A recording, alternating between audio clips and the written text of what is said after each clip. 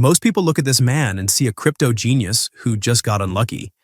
They see a kid in cargo shorts who tried to save the world and accidentally presided over a $32 billion collapse. But if you look past the messy hair and the video games, you find a very different story about Sam Bankman-Fried. You find a hidden pathway in his computer code, a bank account with an anonymous name, and a system designed in a way that allowed billions of dollars to quietly disappear. Was he a brilliant kid who made a mistake? Or was he running one of the most calculated financial schemes of the modern era? By the end of this story, that question will no longer feel complicated. And here is the most important part. To understand how this happened, you do not need to understand crypto. You just need to understand how a leaky bucket works. How did a man born to two famous law professors end up running a global casino that was quietly rigged from the start? And why did he leave behind a trail of digital breadcrumbs that eventually led authorities straight to his door? To understand Sam Bankman-Fried, you have to understand where he came from. He was not a street hustler. He grew up in an elite academic household. Both of his parents were well-known law professors at Stanford University. Dinner table conversations were not about sports or movies.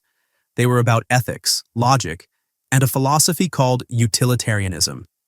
Utilitarianism boils down to one idea: do the most good for the most people, even if the path there is uncomfortable. Sam absorbed that mindset early. Logic and math mattered more than emotion.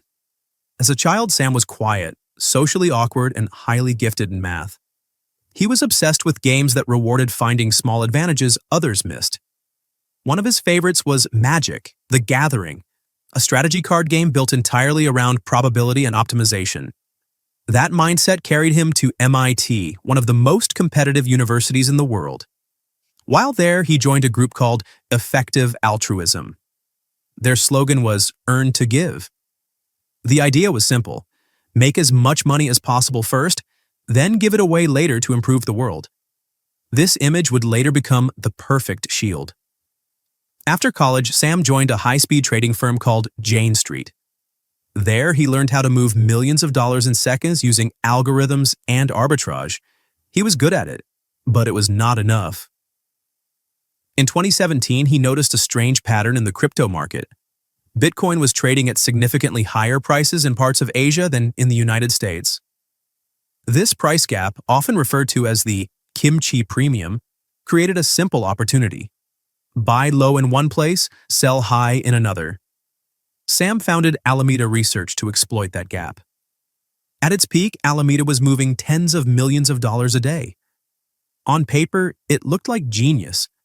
In reality, it was speed, leverage, and risk layered on top of fragile infrastructure. Moving that much money across borders quickly caused problems with banks. Transfers were delayed. Accounts were flagged. To keep operations running, rules were bent. Shortcuts were taken. That is when the drift began. Making millions was no longer enough. Sam wanted to control the entire system. In 2019, he launched a crypto exchange called FTX. He marketed it as safer, more transparent, and more responsible than its competitors. Celebrities endorsed it. Stadiums carried its name. Regulators praised Sam as a responsible leader in an unstable industry. Publicly, Sam claimed that FTX and Alameda Research were completely separate companies. He assured users that Alameda did not receive special treatment and that customer funds were never used for trading. That statement turned out to be false. During the trial, Sam's co-founder, Gary Wang, testified that they built a special permission into FTX's code.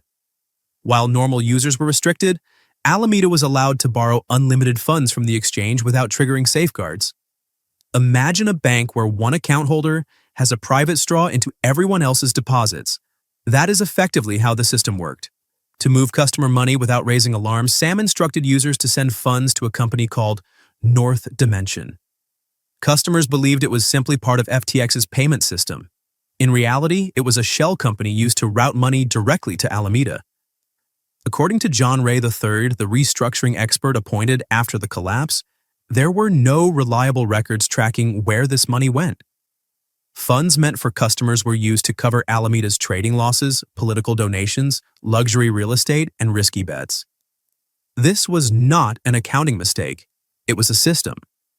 In November 2022, that system broke. A public statement from the CEO of a rival exchange raised concerns about FTX's financial health. Confidence evaporated almost overnight.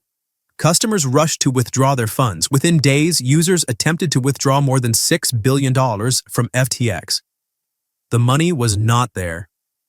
Behind the scenes, Sam scrambled to secure emergency funding. Meetings dragged on. Promises fell apart. On November 11, 2022, FTX filed for bankruptcy. The image collapsed with it. During the 2023 trial, former Alameda CEO Caroline Ellison testified that Sam had directed her to use customer funds to repay loans. She presented multiple versions of Alameda's balance sheet, designed to hide losses from lenders and investors. John Ray III later testified that he had never seen such a complete failure of corporate controls. There was no proper accounting system. Large expenses were approved using emojis. Billions of dollars moved without oversight. So, back to the question, was Sam Bankman-Fried a genius? He was certainly intelligent. He built a massive financial operation in record time. But intelligence without integrity does not create value. It only redistributes risk. Was he evil? The judge who sentenced him to 25 years in prison concluded that Sam knew his actions were wrong, knew they were illegal, and continued anyway because he believed he would not be caught. In the end, Sam Bankman-Fried was not a revolutionary innovator. He was an old-fashioned thief operating at digital speed. The most dangerous part is not that this happened once. It is that people are still searching for the next version of him, the next figure who promises to change the system while quietly bending it. If there is one lesson in this story, it is simple. When someone claims they have found a way to beat the rules of math, risk, and accountability, what they usually mean is that someone else will pay the price. So now the question is yours. Was Sam Bankman-Fried a genuine believer who lost control of his own creation?